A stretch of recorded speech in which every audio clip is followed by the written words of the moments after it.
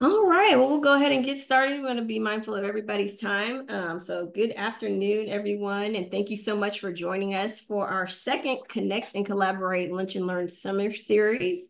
Thank you for altering your schedules as we had to change the time for this presentation, but normally it's around quote unquote lunchtime at 12, but I appreciate you guys coming. I am Angenique Walker. I'm the Client Relations Manager for the Safety, Health, and Environmental Services team, also known as SHES. And I've started this Lunch and Learn with Chasten and Tashe, so big thanks to them as well. But these really Lunch and Learns are aimed to give departments within EI Square a better understanding of what each other actually does, projects and initiatives we're currently working on, and identify opportunities for areas where we can collaborate and share resources, not only with our own teams, but potentially with clients that we work with. So this is really just a first step in a larger Connect and Collaborate initiative focused on really telling our EI Square story. So there'll be various meetings and events centered around this goal, internal activities as well for internal departments, as well as external activities for our external Georgia Tech community as a whole. So really to get introduced to or remind them of why EI Square is really so special. So just a few note taking for now. Please be sure to mark your calendars for our next Lunch and Learn. After this one will be on August 7th at 12 p.m. And that's where we will highlight the Georgia AIM or Artificial Intelligence Manufacturing Team. And then after that, on August 28th, also at 12 p.m., the Center for Economic Development Research, or CEDAR, will be highlighted there as well. So without further ado, I wanted to introduce you all to the Southeast MBDA Business Growth Hub with Johnny McCrae, Kirk Barnes, and Rob Owens. I'm going to stop sharing and hand it over to you guys. Okay, awesome, awesome, awesome. Thank you for allowing us to take a moment and time to just reflect on the great work of EI Squared. I come to you because of the name of this project is Connect and Collaborate and Building Bridges. And I don't think you all recognize the work that you all are doing across the US. And so I want to take a moment to just say thank you, give you a hand on the back, and say continue the great work that we're doing across this nation, across this world. I've talked to many people as we have all of these different meetings or whatnot, and it just gratifies me to know that my son, my daughter is going to be in a better place because of the great work that all of the work that we're doing in EI Squared. So I wanted to make sure I started off with that. Outside of that, I wanted to kind of just take a moment to tell you about the Southeast MBDA Business Growth Hub. We're the gateway to success for socially and economically disadvantaged individuals. And this project runs directly under the Georgia MBDA program. We're a subsidiary of that program. This was brought to you by none other than our great visionary leader, Donna Ennis, about 3 or 4 years ago. And I actually was brought in about a year ago within this project, about a year and a half ago with this project, working under Brandon Nagel, which is on the call as well. And we had to finish out the vision. We're in the third year of this project.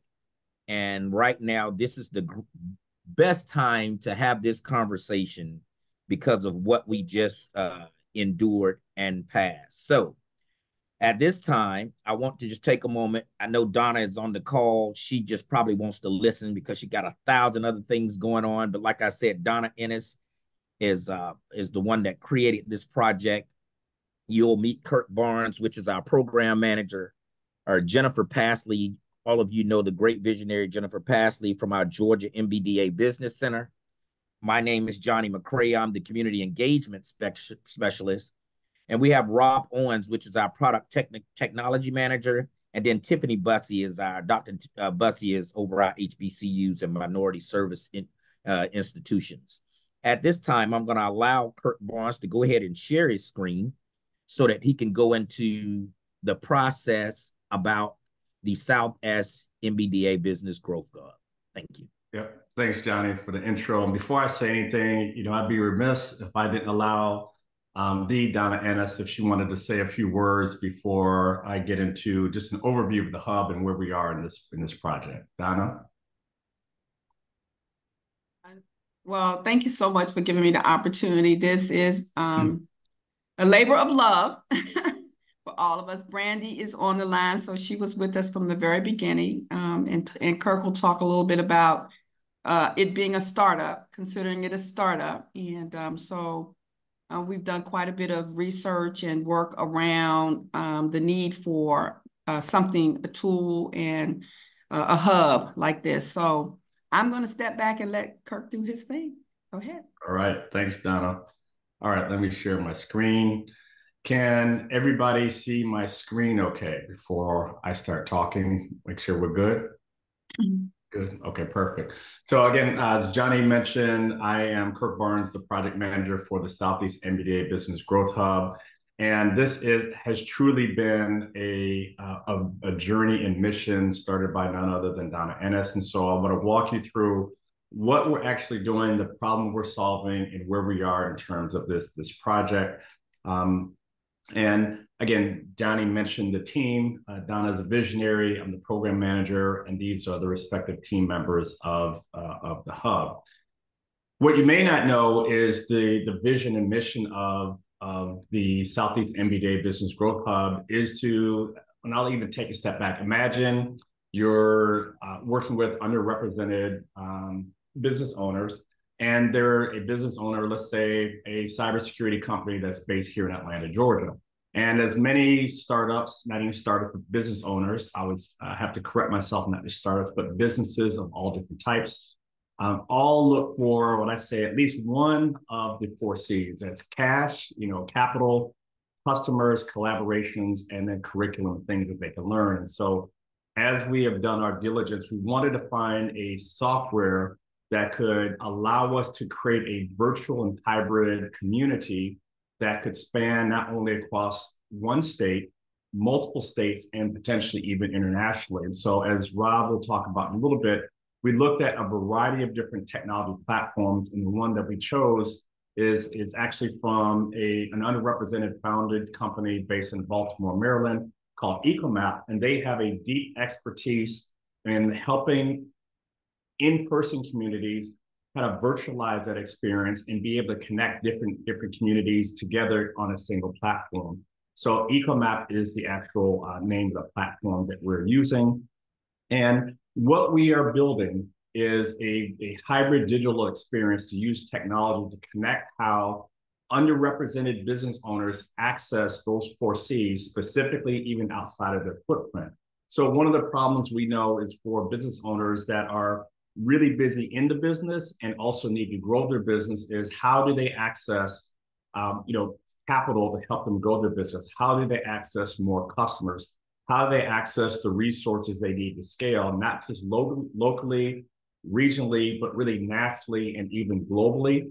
And so imagine again as an Atlanta-based cybersecurity company that is a match for a procurement opportunity that's in Charlotte, North Carolina. I may not even know, or this company may not even know this procurement opportunity exists. I may only have a very limited sales and business development staff that missed it for some reason. So think about that opportunity that's missed, or even for capital that may be able to help this particular company scale. And then think of a resource or being a part of a community that brings those opportunities to you without having to add any additional employees, without you having to go and hunt, but being a part of the virtual community where we're able to match companies, underrepresented business owners, to those resources without any lift on their side, other than setting up your profile and being able to be engaged in this community. And that's exactly what we've done. So we are using technology to facilitate and accelerate how underrepresented business owners access capital, potential clients, collaborations, and programming a curriculum that will help them further advance their business and grow and scale. And not just even locally, but across the 12 states that are part of the pilot program, of which we're leading right now. And the other part is we're also going to be able to deliver and increase the capacity by which business service organizations like the Georgia MBDA Business Center be able to increase the number of clients that they're able to serve in their geographical footprint. So we can use this virtual hybrid world to help bring programming to rural areas, to areas that are outside of the core cities in some of these geographies, like in Atlanta or like in Charlotte, and be able to do that at scale. And specifically, we're talking about minority business enterprises and or businesses that are socially and economically disadvantaged. And as I mentioned, is we all love our acronyms. We'd like to help people, help our business owners harvest and find crops. So again, that's capital, getting access to capital, both in the private and in the federal sector as well. Access to other resources, whether that's coaching, programming, mentoring, access to talent. And I'll talk about that in just a second. Access to opportunities for procurement and all these different aspects, both of the private and the public sector. And then through partnerships and through the tremendous work that Dr. Tiffany Bussey and Dr. Latanya White have been leading, we have this connected network with HBCUs and minority serving institutions that are looking for places to put their faculty and students in other thriving underrepresented businesses, be able to offer things like student-led consulting projects, internship projects, and be able to fuse all of these ecosystems together with those universities and colleges, as well as our MBEs and settings as well. And if we do this, not if, but when we do this well, it is one of those things that will not only help our companies and our programs scale, but also help them build a pipeline of talent that will work with them, learn out of them, and hopefully go on to build their own respective businesses as well. So how do we get here? I think you look at where we are right now, there was a long tail, a long journey to how we actually got here. I know Brandy was a part of this original vision, and it goes back to 2020. So, in addition to launching this vision, happened to coincide with a little thing called a pandemic also. So even through the pandemic, we're able to stay the course and through this particular project. So Donna actually wrote the grant proposal to get the funding for the set-aside project. And we are truly a startup within a component of the federal government, a component of the state government at Georgia Tech, and working across multiple states with multiple stakeholders that started back in 2020. Donna had the vision to assemble the right team. And basically, as we talk and profess before you get out and build it, we want to know, should we build it? So we spent a considerable amount of time doing customer discovery, speaking with stakeholders, speaking with minority business enterprises, working with and speaking with the HBCUs, and also with both the federal government, corporations, venture firms, funding mechanisms to see, is this a problem worth solving? And should we forge ahead? And the overwhelming answer was absolutely yes. And after we completed that customer discovery, we needed to find a partner that would help develop the roadmap to really make this happen, so we'd have a clear pathway forward and how we can materialize this vision. And so our first corporate sponsor and partner in this is Accenture. So if you're in the Synergy building where ATDC is and EI Squared, you might know Accenture is on one of the top floors. They were our first corporate partners that came in and provided us with the funding and the resources to map out what it would take to operationalize this vision based upon the customer discovery work that we have done. And then since then, we then went to find other advocates and partners in programming that we could begin to put this program together. We had some personnel changes. And in the very beginning, to give you some context, we wanted to work with any business service organization across the 8 states in the Southeast that were part of this pilot. So those 8 states are Tennessee, down to Florida, out to Mississippi. And as you can imagine, every state has their own different flavors of business service organizations, whether that's an SBA office, whether that's an ATDC or a Russell Center. Every state has multiple different flavors of business service organizations. So to streamline this vision and to have some common thread of consistency, in 2023, last year, we decided to pivot and exclusively work with the MBDA business centers across the pilot states.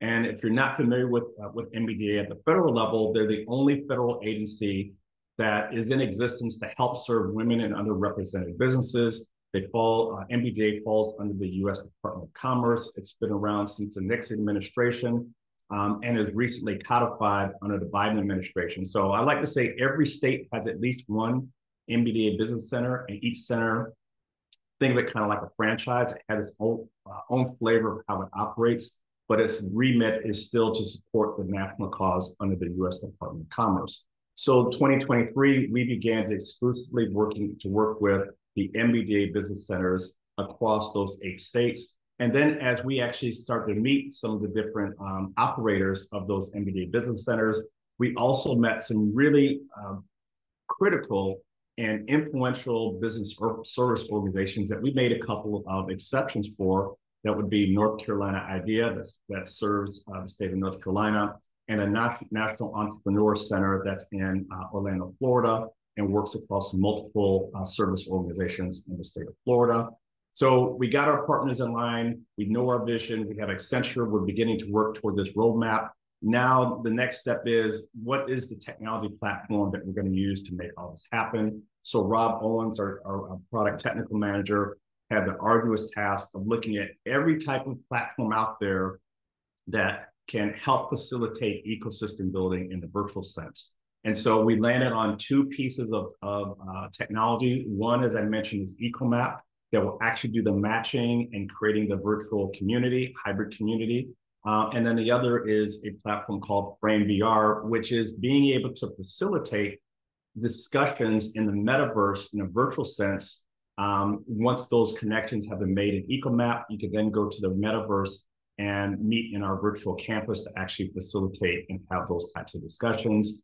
And then even along the way, as we're beginning to put the panels on this plane and in the engine, as we're literally building it, as we're flying it, we also landed one of our second corporate partner, which is Microsoft, that is going to help bring generative AI to our business owners. Because in the span of the businesses that we support, not everybody or not a lot of these business owners actually know a lot about generative AI, let alone how they can leverage it to use their business. So Microsoft is our new partner that is going to help bring those resources to our MBEs and our SETIs. And then a couple of weeks ago, actually a week ago, we have finally launched and have begun to have our MBEs build their profiles in the technology, in EcoMap. And now we're beginning to move forward and bring in our partners, as well as other companies and the data that we can use to start matching the technology. So just to give you, again, a reminder in terms of our key partners, the Minority Business Development Agency, that's a part of the U.S. Department of Commerce, Accenture, of course, EI Squared, Georgia Tech, and the Georgia MBDA Business Center is the core, the hub from which this project is being run. And here are a couple of the other logos from Microsoft, NEC, North Carolina IDEA, and Morehouse's Innovation Entrepreneurship Center that is the lead for all of the HBCU counterparts. So as we work with many different business owners, we know that as we develop programming and resources that we will be even more effective if we're able to stratify these businesses in different verticals. So we have 12 different verticals that we're working in right now. So again, our goal is to find the right partners, the right resources, the right capital, and then even procurement opportunities that closely align with these verticals, because the verticals also represent the types of technologies that aren't just lifestyle businesses, but are scalable businesses, not locally, not regionally, but nationally and even internationally. And for the sake of the hub in the pilot program, we're specifically working with what we refer to as stage 3 companies. Those are ones that are at least doing about $500,000 in annual revenue. or more, because these are the ones that are procurement ready. If we're going to build, or while we're building out this pilot project, we want to work with companies that can quickly meet the needs of corporate partners, of business opportunities, of procurement opportunities. So at this point, these are the types of companies that we're focusing on. And as we validate the pilot and get more traction and really learn what it takes to make this work, we will then open it up to both the seed and the startup stages of businesses as well. And then I always like to tell people, this is not a shiny finished object. This is a pilot. So we basically have done 2.5 years of customer discovery across all these different segments that are part of the hub. We had to take time to actually go through the procurement process. Now we're launching and working with about 100 MBEs or settings for the pilot. And so we always want people to know going into it that there will be bumps in the road, there will be mistakes, we will learn and we will build it. And so as we are working with these different companies, business owners, these are some of the things that we've talked to them, and the ones that are joining the pilot, they get it. And then the beauty is the ones that are in this pilot program, they get access to all of the other first access to and first rights to all of the business partners that we're working with. So I will stop here. I know Rob is actually going to give you some highlights to show you a little bit of the platform and answer any technical questions. But as I stop here, before I transition to Rob, I want to open it up to any questions if there are any at this point in time.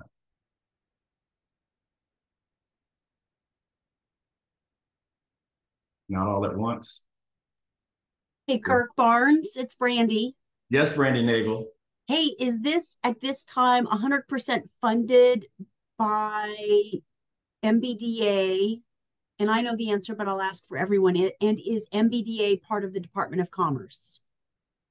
Yes. So this is funded through the MBDA, and the MBDA is one of the divisions or components of the U.S. Department of Commerce.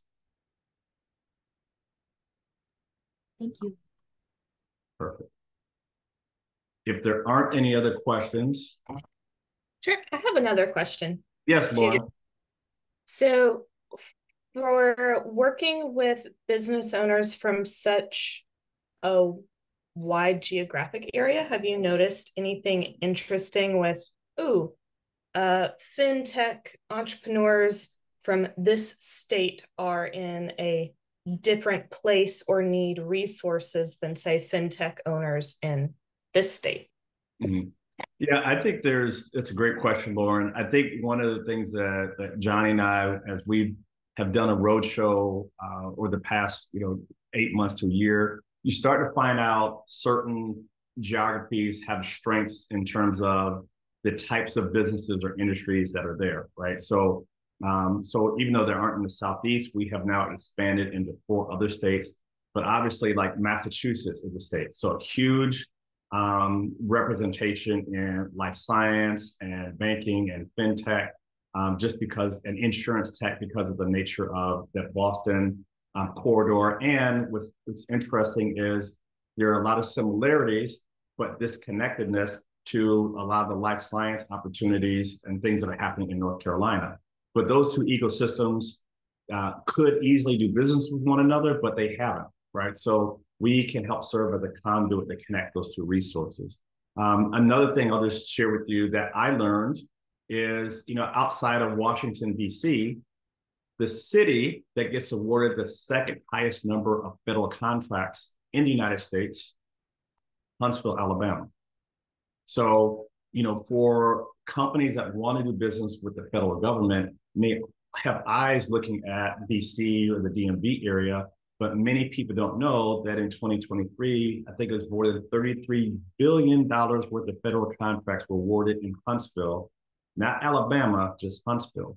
So even nuances in different ecosystems we're learning, and that could create a lot of opportunities because, again, Georgia businesses are only, or Atlanta-based businesses are 3.5 hours away from Huntsville, easy to go over there and meet people. And then again, we're seeing different pockets and clusters of businesses all throughout different aspects of Florida, and Arizona is another state that's part of this. So we are starting to see these geographical strengths and need in certain areas. And then in areas like Boston, they want to work with HBCUs, for example, but there aren't any in Massachusetts. So this is another great vehicle where we can connect the MBDA Business Center that has no relationship with HBCUs and also with other MBEs because they don't also have the access to the diverse set of business owners in the Southeast. Last thing I'll say, Lauren, to that point, what I found is when I talk to corporations that are headquartered further away from the Southeast, the more challenging it is for them to find underrepresented business owners. So in Atlanta, whether it's Georgia Tech, Chick-fil-A, Delta Airlines, you can pretty much close your eyes and you can find a Latin, female, African American, Asian, or first person based business in and around Georgia. When I talk to like the people in 3M and the Twin Cities of Minnesota, it's not so much, right? So I think that's another great selling point that we learned is that there are these needs and also clusters of talent and resources that are in different pockets throughout the United States. And so the hub can serve as a vehicle to help make some of those connections where they may not otherwise would have happened. Did that answer your question? Yeah, it did. Thank you. Okay, perfect. Cool. All right, Mr. Owens, you want to give us a little show with the platform? Of course. Thank you all for your time. I'm going to share my screen. Is everyone able to see my screen now? Yes. All right, perfect. Let me move Zoom stuff over. Perfect. So this is our landing page. And as Kirk mentioned, what this platform does as an accelerator to businesses is it acts as an aggregator for data, information, and resources, or the crops that he mentioned, so they can have access to them in a more streamlined fashion. And that's broken up through verticals, but also by stage of business. And so Kirk mentioned earlier that our first phase is to focus on phases 3 through 5, or stages 3 through 5 for businesses. And so we have growth, expansion, and mature. These would be our focus areas. And so this is actually a beta. We have a rollout coming for a feature called Pathways. And so you have the access aggregation, but the other part of that is the location. Like, how do we help businesses navigate to the location to get from seed, startup, growth, expansion to mature? And so if a business is interfacing with this platform, they'll be able to come on, select their stage of business, and be put on what they call a pathway to grow from growth, expansion, and mature. Also, there are some quick links here on the homepage. In the event you don't have a profile, but you want to at least see news and any news updates and events pertaining to the MBDA centers and entities that fall within that industry or within that, I guess, line of business around minority business development, you can find that here. So what I'm going to walk you through is I'm going to walk everybody through what it looks like to log in or sign up and start to create a profile and talk about the importance of filling out a profile in its entirety as another phase, which Kirk was mentioning about having a form of matching to resources and opportunities will be needed for that process as well. In the interim, that feature will be used for, I guess, meeting other folks on the platform. And so we'll get into it. So I am going to type in some fictitious information. This is not the way to do it. We advise you put in as most accurate information as possible. So we're just going to create a profile. And I don't know. Happy. All right, so cool. So once you have created a profile, what you need to do is go to your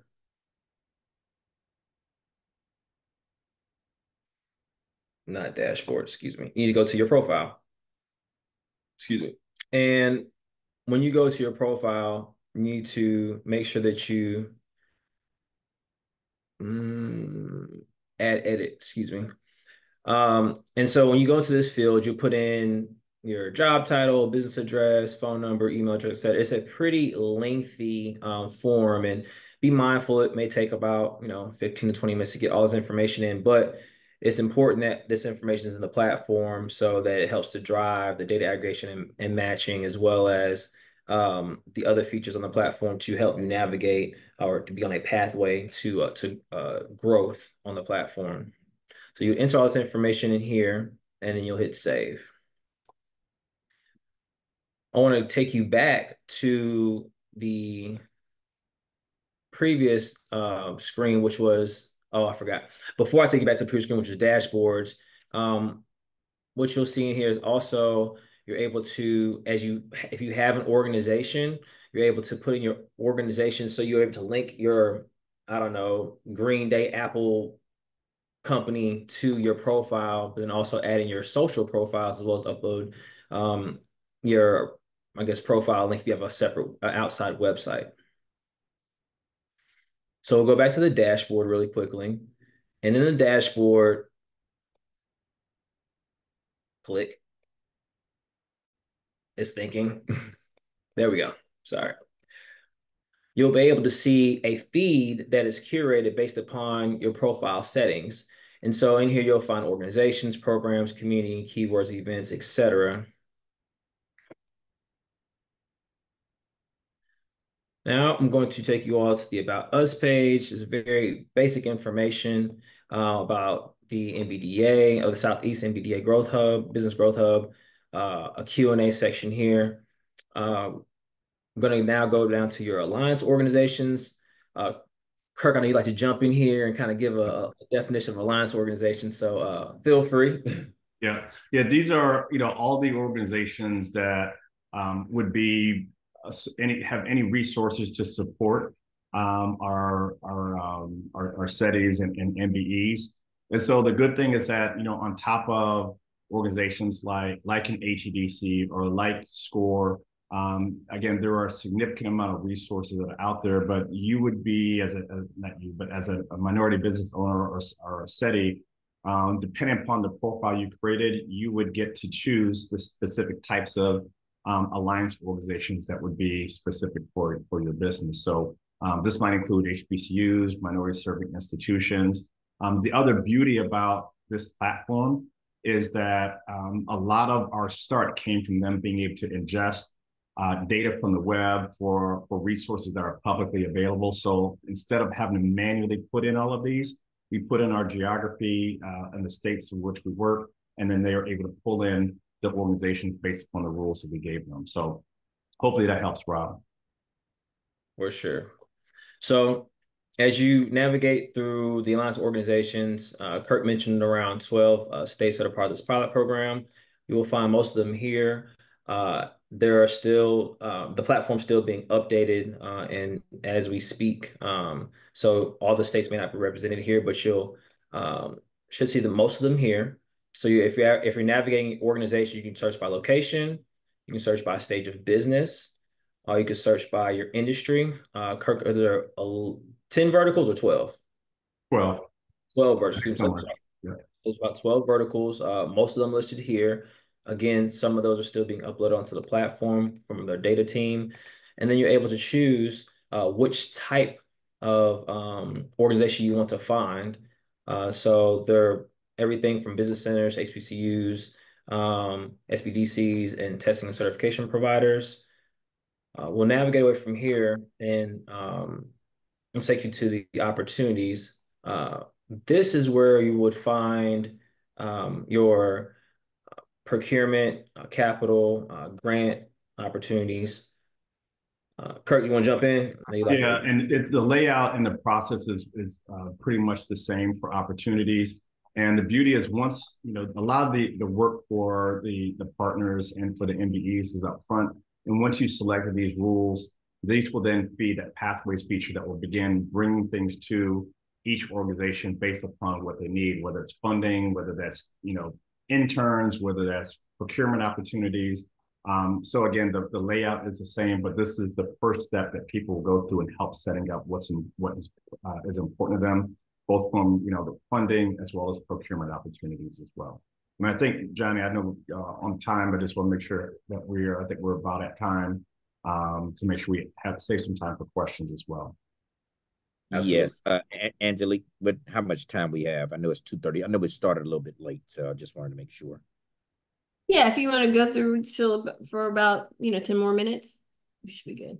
Oh yeah, for sure. We only have like 3 more tabs, and I'll give you another tidbit about how to send information back as you navigate the platform. So, as Kirk mentioned before about the beauty, some of the things that are on the platform, and I didn't make mention of is with the organization's feature, it will perpetually update that information onto the platform. So again, as a end user or business, you're not having to, or end user, you're not always having to go in and make updates, as it automatically will update those assets.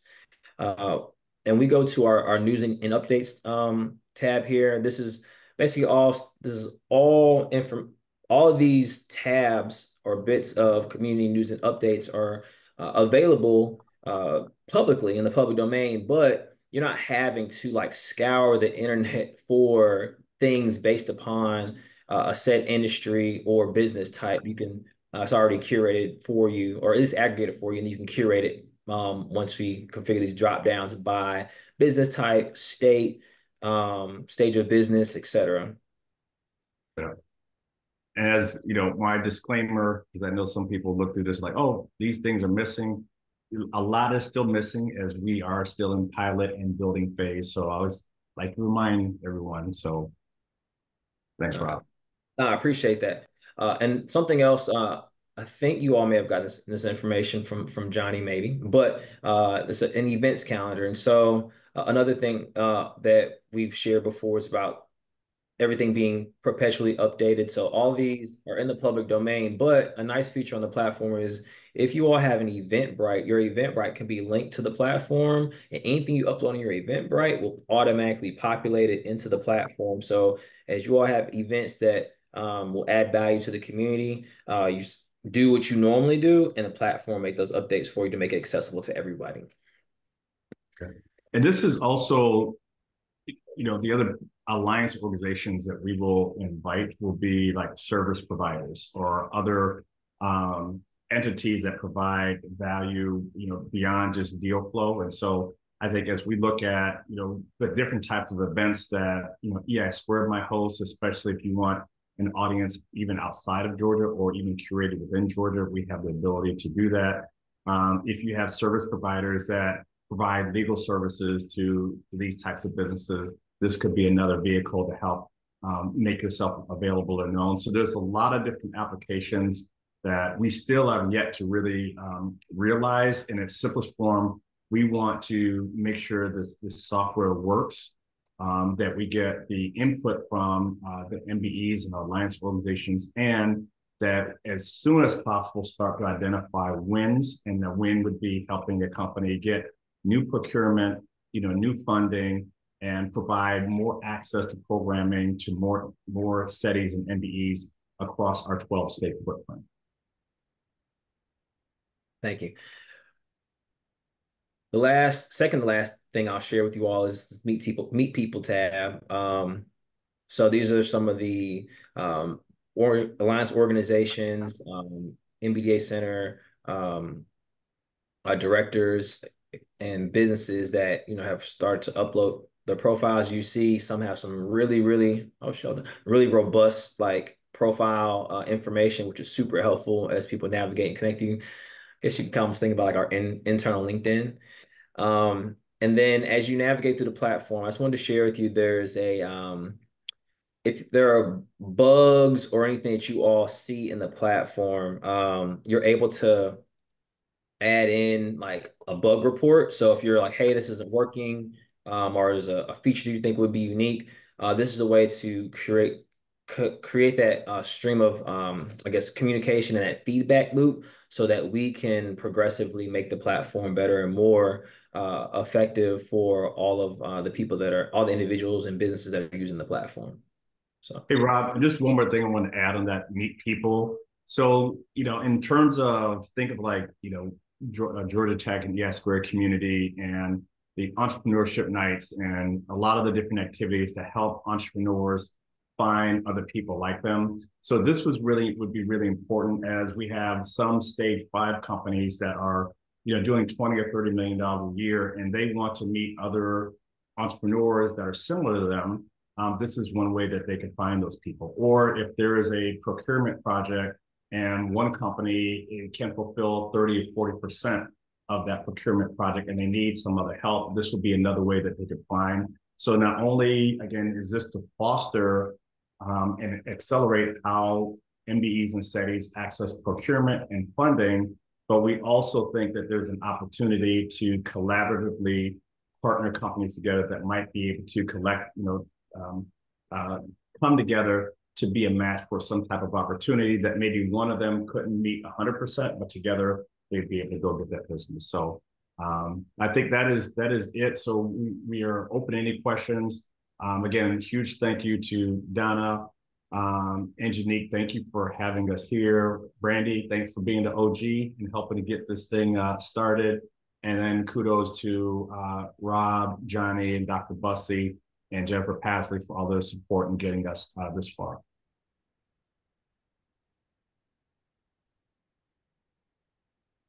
Awesome. Thank you guys so much for providing that information. I mean, I've learned a lot. That platform is going to be very robust. My question is just about the management. Once it's launched, where is that going to be housed as far as managing that platform? Yes, so that's Rob. No, I'm just kidding. Rob. No pressure, Rob. No, Yeah, there's so I'll back up and give you context. We had the privilege of going through Georgia Tech's procurement process to acquire the software. So it is housed underneath the Georgia Tech umbrella. But we know from being inside of other software companies that as we roll this out, there's going to be updates. And again, this is only one half. We still have the metaverse part that Rob is building out, but we'll have a process that we are going to be managing, the platform itself, hopefully building up this team. And then Johnny will be doing a lot of the virtual online community management to make sure that if we see, because we did get a lot of data and analytics on the back end, Angelique. So I think, we will have a team to help continually manage and make sure that there are updates and that, things are working the way that they should. But then we also have to have kind of the human touch to it still. And so if Johnny sees that, okay, there's people that have been in, but they haven't been active and they're matched, let me, poke them or reach out to them and make sure that they are optimizing how they're using it. Because we don't want this to be like another thing that sits on the shelf, just like, one more damn thing I got to do in business. We want this to actually be a functioning tool. So we want to get real live input.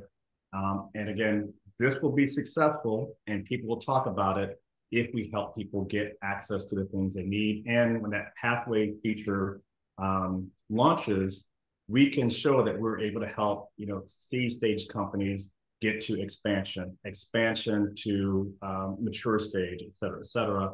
And we didn't get into this, but we also have that Rob will be running the analytics part on the back end. So I call them digital breadcrumbs. So I think as we get more people, more data, we can then start to be more prescriptive. For example, we could say, we might be able to say, for a seed stage real estate company that has tech, they need to do X, Y, Z in order to grow because we've watched, 15 other companies do that. So I think the more use, the more success, we also get a lot of data that will help us know how to be more prescriptive for certain businesses.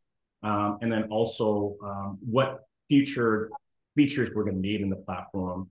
And then, and I'll just throw this out, we aren't there yet, but we also have been invited to meet with like the people that are in charge of procurement for small businesses for the Department of Defense and for Department of Transportation. And so if you guys have ever tried to navigate sam.gov and find procurement opportunities, like you need 1 or 2 people full-time just to do that. So we even have the ear of the people that lead those procurement offices to see if that can be simplified through bringing those procurement opportunities to the hub as well. So there's a lot that's happening, but we just want to focus on doing the small things really well and then build upon it. Have you thought about working with the Apex Accelerator to get that kind of info? I'm glad. I'm not sure who said that. That was like the voice of Oz. It just came out of nowhere. But I actually have a meeting on Monday to talk about that. So yes, great suggestion. Great minds think alike, and absolutely yes. Okay, good, because I see it. There's synergy there. Right. The biggest thing Yes. that a lot of these startups need is working capital. Yeah. And trying to explain that to them is a bit difficult. Yeah. So if you've got a good primer to give them, it would be helpful. Yeah. And I always want to clarify that this isn't just for startups, but for businesses of all types, right? And primarily businesses that are technology based or that are using technology to scale their company, right? So I think there's startups that would not be eligible to work with us right now because they're too early on and are not Understand. Yeah, Understand. but your point is really well taken. That this is, I always say, a family discussion. So I think that getting access to capital is one major hurdle. The second major hurdle that's right behind that, because we've seen enough companies that raise capital and go out of business, is how do they find customers to help them scale and further validate their product market fit. Right. So we can help solve those two things and then connect them with expertise like yourself and really just get them going. I think we will have a lot of success in helping entrepreneurs move through those stages of business. Sounds great. Thank you. Absolutely. And Janique, that was a long way. Hopefully I answered your question. No, yes, you did. My other question was just about these partners. So once the companies go into the system, is there a piece, or will there be a piece of this system where those larger organizations who are looking for these smaller businesses to access it, or what will they see, or how will they be involved with this platform? Yeah, great question. So we are working on building the experience for the different members of the hub. So like the MBEs and the SETIs and the business owners, they have one experience. So when they get in, they'll choose their filters on what they need, and then the pathways feature will begin to match them. So then we also have an experience that will be for corporations and even for the feds that will say, okay, well, our experience is we want to put our profile on what we need. We may even have, again, some of these things you don't know until you get into it, like how do we connect the procurement databases into the hub so that it happens real time, right? How do we get those procurement opportunities in? And then what we're also figuring out, and Nate, to your question, is we also have stage 5 businesses that want to find business owners to do business with as well. They have needs, right? We have a defense logistic and cyber company in Huntsville that does $5-10 million a year. They need cybersecurity consultants. They need interns. They need talent. So even our stage 5 businesses can find a lot of solutions and partners and business owners they need within the hub, because they not only want to get served and get matched with other funding and procurement, but they also could be the funder and the procurer of companies within the hub itself. So there's even that dynamic that we're starting to see. But I think, again, as we build out these different experiences, and again, I may have mentioned, but it's really cool that like Southern Company is working with us. Novo Nordisk has worked with us, Aon, with a national insurance company, Verizon, MasterCard. So even in light of a lot of the backlash against affirmative action and DEI initiatives, there are still a significant number of companies that see value in working with women-led and underrepresented businesses. Their experience in the hub will be different, as will be for HBCUs. So we're, again, building all of those out so that everybody gets to have a great experience and get what they want from being part of the hub. Great, thank you. Anyone else? No? All right, well, that means you guys did such a great job. Nobody has any questions. So, So, So Angelique, before you get ready to close out, I just wanted to kind of give a success story. We have plenty of success stories, but as you all probably have recognized by Kirk and Rob speaking, a lot of this have been done manually. We have been on the road for the last 8 months and literally taken this data that we had from years before and seeing if some of this stuff would even work. Just recently, about a week ago, I was in Albany, Georgia, and teaching farming classes. And that came from the connection that we had at the North Carolina MBDA office. They wanted to take that USDA grant that they had to try to get some play in the Georgia market because of the work that they had, and they had additional funds to be able to give to veteran and minority farmers. So obviously, because of my job of doing what I do, we connected them in, and this is the second series that they've had in the Albany, Georgia area. Very, very successful, and those are just that's just one of many of the things that we've accomplished over time, because those people in Albany would have never had the opportunity to see the faces on those minority farmers to be able to get money out of this grant. It was unbelievable. So I say just these, we may think it's small, but it's huge to them, and bringing them those access to those things it was just wonderful. That's just one that I just wanted to kind of mention about. yeah, Johnny, I think that is just one of many. And again, as we've been on the road going across, we haven't been to all 12 states, but at least more than half of them. And I'll just give an example. In North Carolina is one of the states that has the most HBCUs out of any other state. Even in spite of that, the North Carolina MBDA office had no relationship with any of the HBCUs in the state of North Carolina. Exactly, Brandy. Exactly. So just from us being there and meeting with them, we've made those connections. And I can't tell you the number of discussions and rooms, and as we meet people, like, oh, well, you need to meet this person, and do you know this person, and across state lines. So what we've done manually, we're even more excited to do, even amplified and have this technology be a force multiplier for the things that we've been able to do manually across these different states. Rob, you had something real quick? Yeah, I just wanted to add in real quick. We didn't really go over this particular feature on the platform, primarily because we haven't fully, we don't have any guides in there, but there is a feature called guides, and knowing or having some understanding of the work that you all do in safety, health, and environmental services. I imagine there are some best practices or some things that you recommend that probably all businesses do that you all service.